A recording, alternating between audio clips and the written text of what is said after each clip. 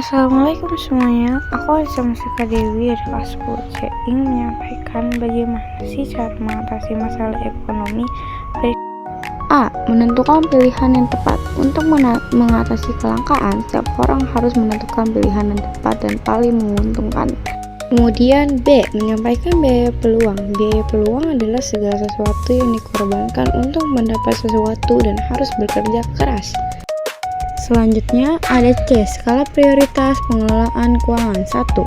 Skala prioritas. Kebutuhan yang lebih penting harus didahulukan pemenuhannya daripada kebutuhan lainnya. 2. Pengelolaan keuangan dapat dilakukan dengan cara membuat pembukaan keuangan monitor dan mengevaluasi secara berkala dan membiasakan diri untuk menabung. Selanjutnya ada D. Mengatasi masalah ekonomi mikro. 1. Menentukan pilihan dan tempat untuk mengatasi masalah kelangkaan. Contohnya seperti memilih faktor produksi tenaga kerja. Selanjutnya 2. Bersinergi antar pelaku pasar dan industri untuk membentuk satuan yang lebih besar. Contohnya seperti kerjasama antar Nokia dan Microsoft. 3. Menggunakan teknik analisis ekonomi mikro. 4. Membentuk kesepakatan di antara produsen dan konsumen. 5. Pemanfaat analisis biaya peluang dalam rangka penentukan pilihan.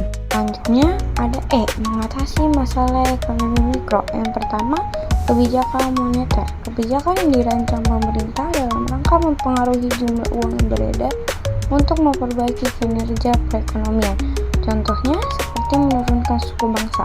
2. Kebijakan fiskal. Kebijakan yang bertujuan untuk mempengaruhi jumlah pengeluaran dan perekonomian pemerintah. Contohnya seperti sektor perpajakan. 3. Kebijakan dengan arah harga barang murah dan bermutu. Kebijakan dengan arah harga barang murah dan bermutu. Contohnya pemerintah menyiapkan infrastruktur jalan yang baik. F. Sistem ekonomi sebagai solusi masalah ekonomi. Yang pertama, ada sistem ekonomi tradisional. Sistem ekonomi yang diterapkan oleh masyarakat tradisional. Ciri-cirinya ada teknik produksi yang dipelajari secara turun-temurun, modal sedikit, pertukaran dilakukan dengan sistem barter, belum mengenal pembagian kerja, terikat tradisi, tanah merupakan tumpuan kegiatan produksi dan sumber kemakmuran. 2. Sistem ekonomi komando. Peran pemerintah sangat dominan, sedangkan peran masyarakat atau pihak swasta sangat kecil. Ciri-cirinya, alat dan sumber daya produksi dimiliki dan dikuasai negara. Rakyat tidak bebas memilih pekerjaan. Kebijakan perekonomian diatur pemerintah. Ketiga, ada sistem ekonomi pasar. Sistem ekonomi di mana kegiatan ekonomi produksi, distribusi, dan konsumsi dilakukan oleh swasta. Ciri-cirinya, seperti semua sumber produksi menjadi milik masyarakat.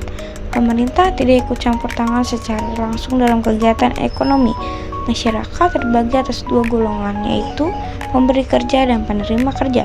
Timbul persaingan dalam masyarakat. Setiap kegiatan ekonomi didasarkan atas pencarian keuntungan. Kegiatan ekonomi selalu mempertimbangkan keadaan pasar.